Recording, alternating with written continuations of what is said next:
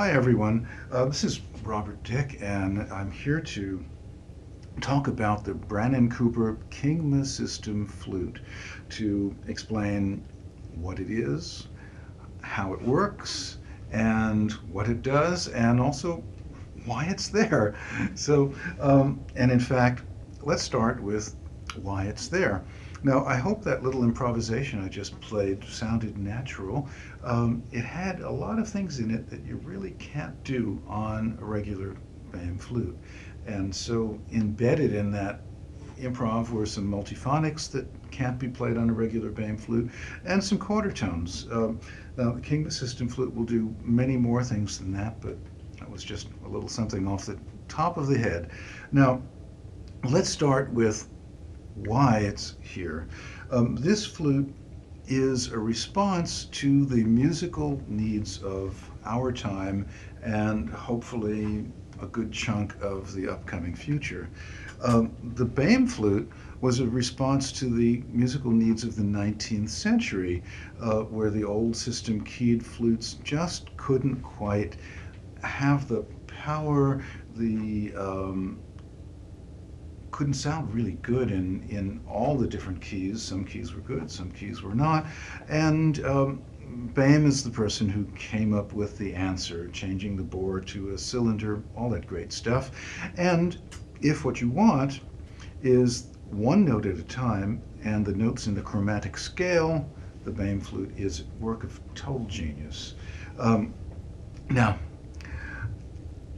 today, all around the world, it's not the same old flute anymore.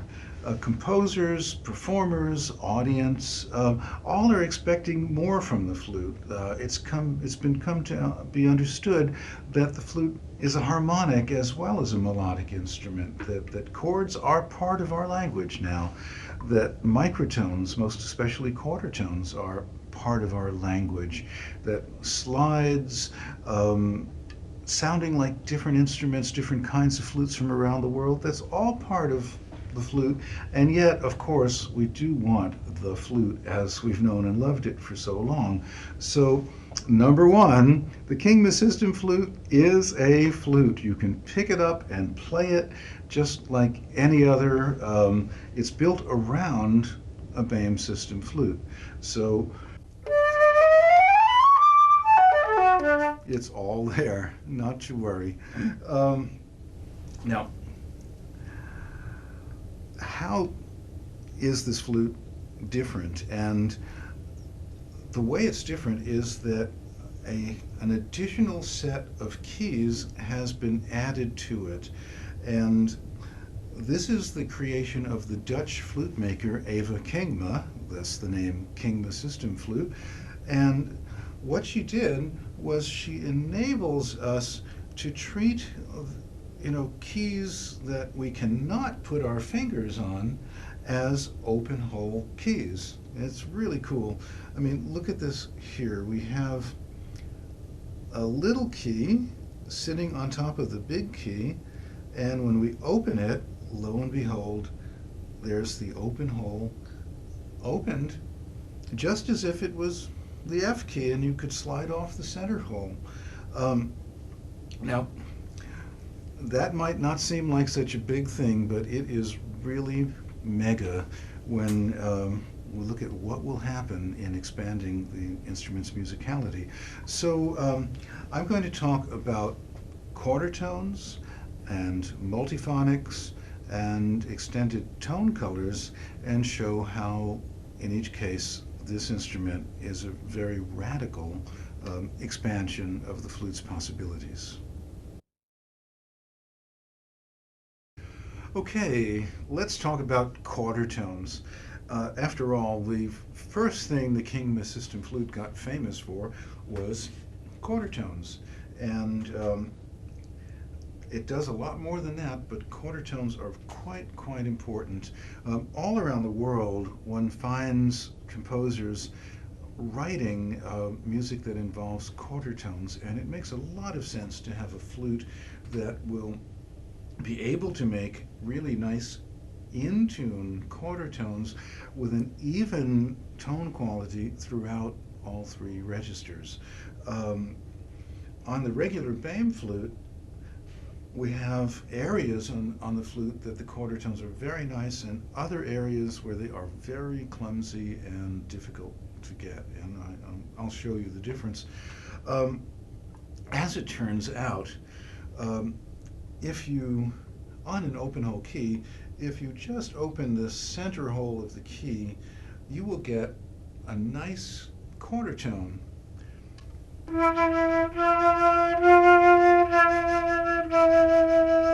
So if we could have open hole keys throughout the body of the flute, well then we'd have a very smooth quarter tone scale. And that's what this instrument does, one of the things it does so well. So let me introduce now the KINGMA system keys.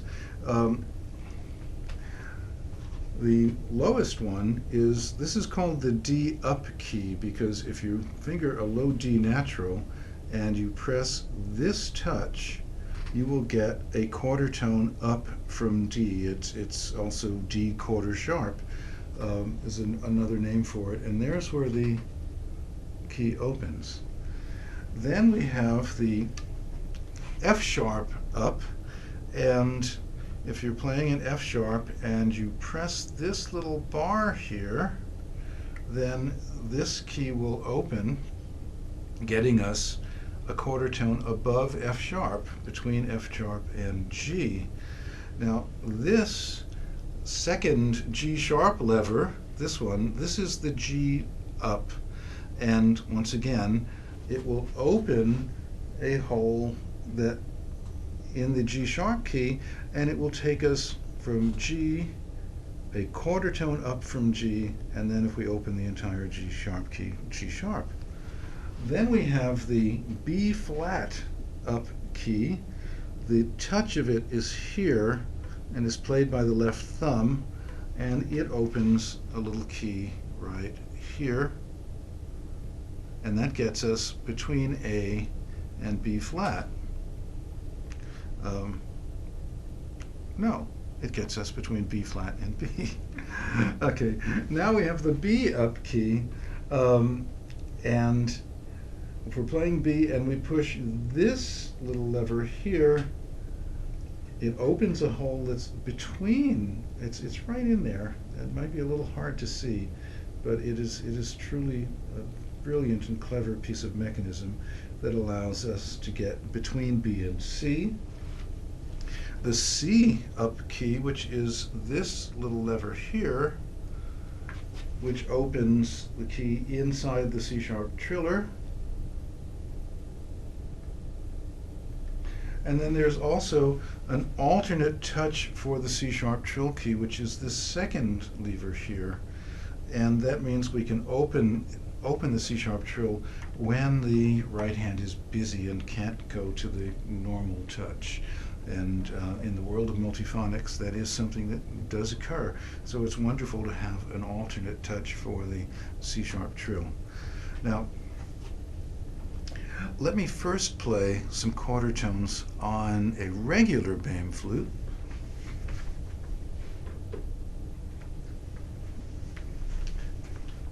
And as you'll see, we start on low D. Now to get between D and D quarter sharp, we're going to have to open the center hole in D key and close the keys on the foot joint. It's kind of cumbersome.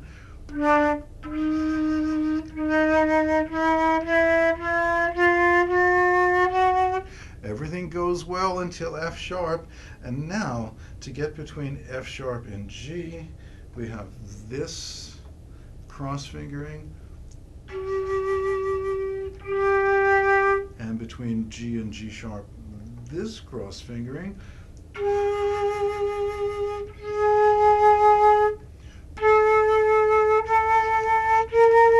Things are okay for a little bit, and now when we get between A sharp and B, there's another cross fingering, and another.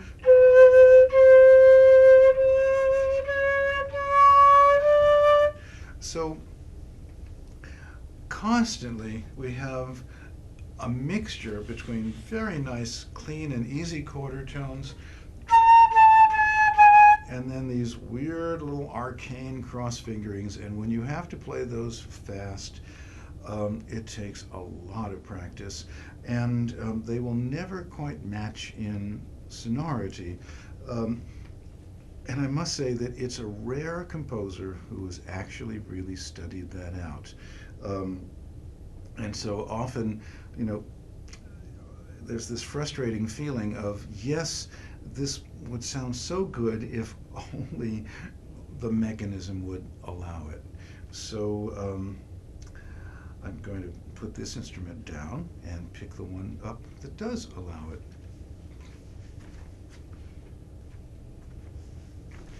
Okay, now here's the Kingma system flute and a nice chromatic scale from low D through to the high C. I'm going to play this nice and slowly so you can really hear the quality of the sound of the quarter tones.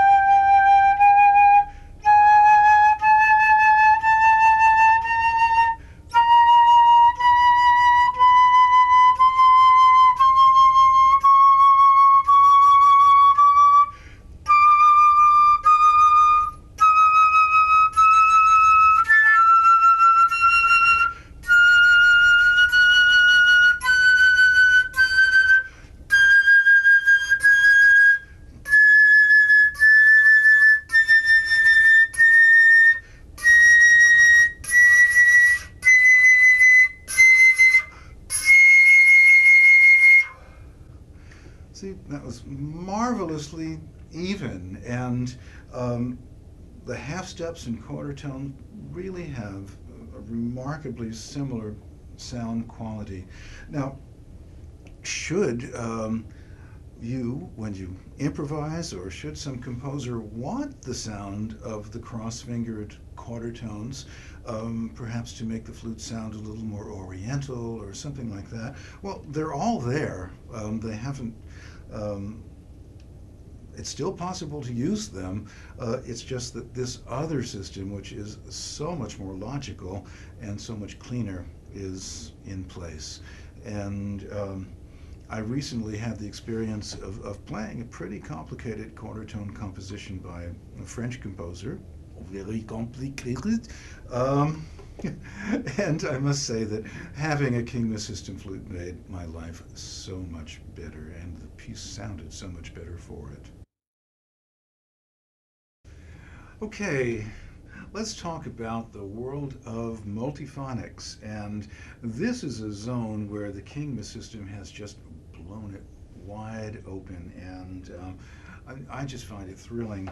Um, First of all, a little bit about how multiphonics, or the playing of more than one note at a time, works. Every sound is the consequence of some pattern of open and closed holes.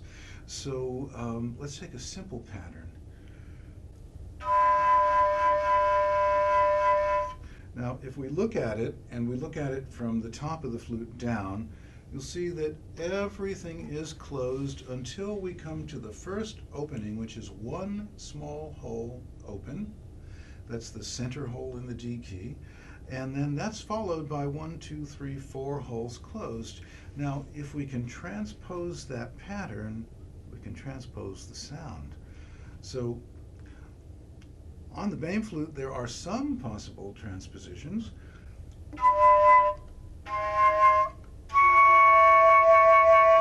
As you can see now, our small hole has migrated from the D key to the E key to the F key. Now the next place is here in the F sharp key.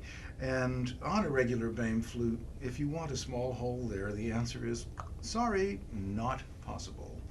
And there are lots of sorry, not possibles that the KINGMA system flute solves. So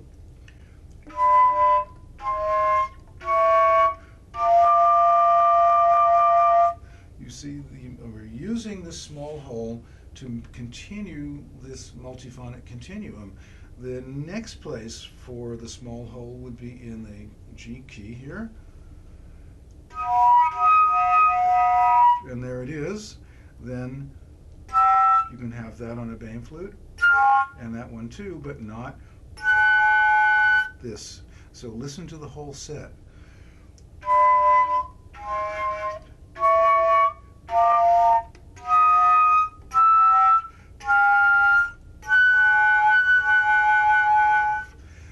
The level of musical freedom is just much, much higher. The first multiphonic that pretty much everybody learns is this little ninth. It's a C natural and D natural fingered with the regular third octave D.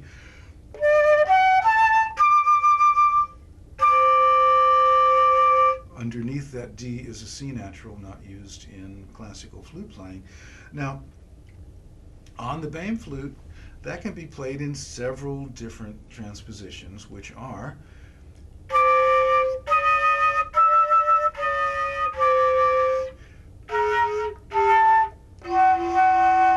so the whole set.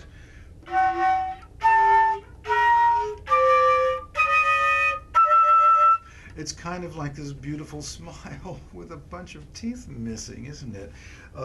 Now, using the KINGMA keys, we can really fill that in.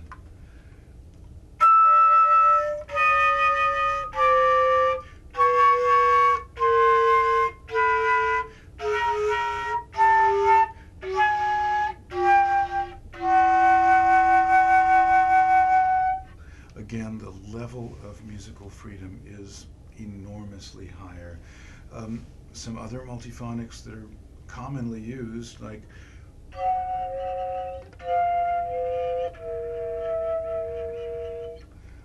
that set, those three you can do on a BAME flute, but with the KINGMA system flute you can extend the set down further.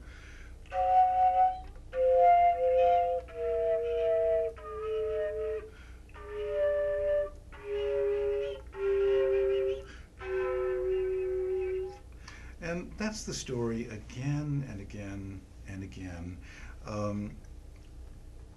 Sets of transpositions are just hugely expanded, and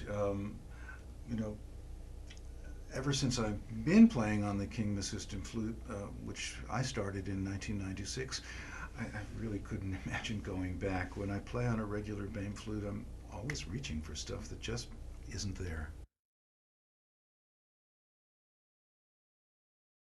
One of the things that this instrument does also is that you can take extended sound colors, some of the alternate fingerings that we use, and we can move them around the flute more freely. Again, just using this system of transposing patterns of open and closed holes. For example, whenever we want to fade out on a third octave E, for example, using a low A with the second trill key,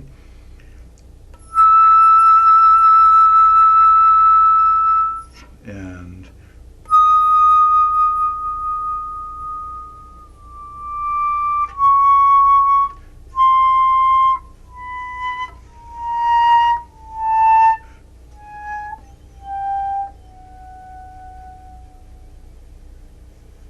can take things right to the border of audibility.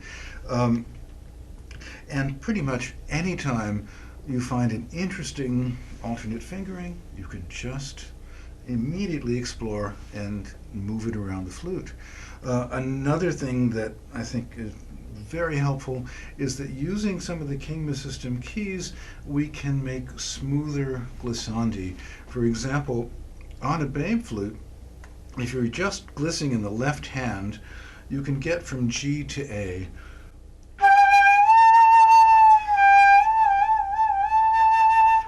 nicely. But here we can get from G to B flat,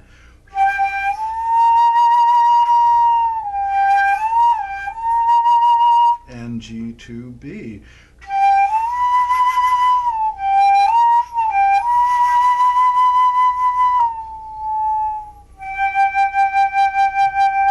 And again and again, we find that the glissandi can be made a little bit smoother, getting through the middle of the flute.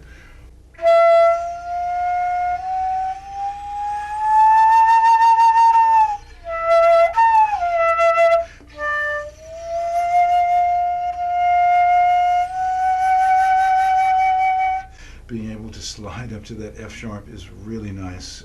It just lets us play things like blues and modal improvisations in lots more keys.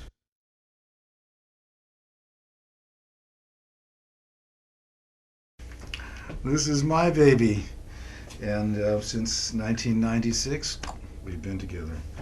Now, the signal differences are that I'm really looking for a flute that will come as close as possible to the ideal of having every possible combination of open and closed hulls, and taking advantage of some ergonomic options. So one option that actually I highly recommend if you order a KINGMA system flute, and you can have this option, is to separate these two keys. So the C sharp up and the alternate C sharp trill key are separated, and it makes it easier so that you don't bump into both of them when you only want one. Another option that I think is quite important is to move the B up key up top next to the B flat up key, and that means that you can just get them both together more easily, and it makes that glissando just very natural, and it just, I think, is a bit more logical. I think in the future this is going to be the standard layout, but why not ask for it? Then I came up with this idea of having the trill keys. These are the same trill keys, but they're extended forward, and that means you can get the key and the trill key like that. And when you're playing fourth octave notes, it's really kind of no more tangles. Awkward fingerings become much simpler, and many multiphonic fingerings do as well. This is the optional large hole open for the F sharp. If you're serious about multiphonic playing, it's a great thing to have. It gives you the G natural octave in the set of octaves between the second and third octave.